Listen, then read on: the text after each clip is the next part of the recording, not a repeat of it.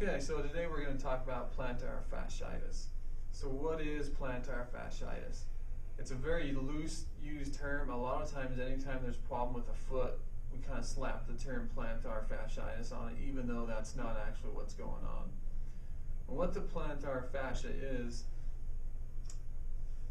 here along the sides of the foot there's a plantar fascia, and here in the middle of the foot here is a plantar aponeurosis. And really what they are is kind of like a sheath or an umbrella or a small covering that kind of holds some of the muscles deep to that point in place. So some of the muscles that are deep to that point, and a lot of times where the problems are the quadratus plantae muscle, the flexor digitorum brevis, the flexor digitorum longus, and the flexor hallucis brevis as well. So, and a lot of times the problems might be right here on the heel bone or on the calcaneus bone. A lot of times we'll have problems in the arch of the foot, even sometimes out towards the lateral side of the foot. So as far as symptoms for plantar fasciitis, a lot of times people females that wear high heels, anyone who has a high arch, a lot of times will have plantar fasciitis problems.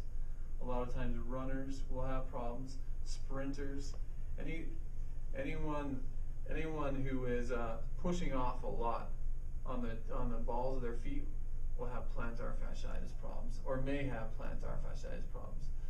Anyone who stands a lot, a retail worker, someone who works in a warehouse, anybody with poor shoes, worn out shoes, a lot of times we'll get problems in the bottom of the foot.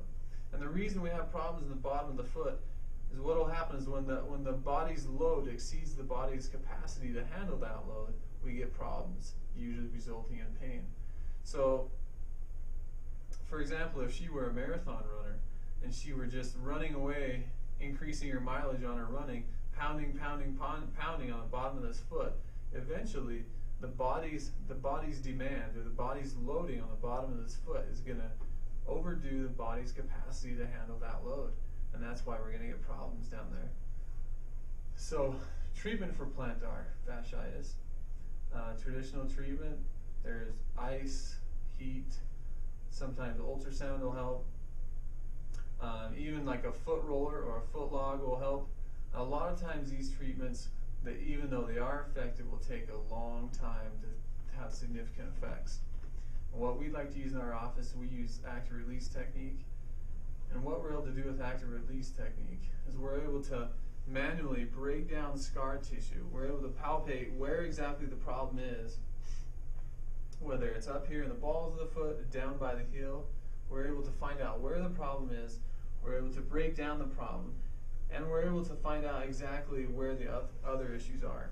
Because a lot of times with plantar fasciitis, the problem isn't just in the foot. A lot of times there's problems with the Achilles heel. A lot of times we'll even have problems clear up in the gastrocnemius or the calf muscles, and those will be referring pain to the bottom of the foot. So what we're able to do with active release is find out exactly where the problem is, and we're able to take that muscle that should be like a rubber band. It should be pliable, and muscles should slide over each other in a nice fashion. And anytime that isn't happening, we have a ropey, tight muscle.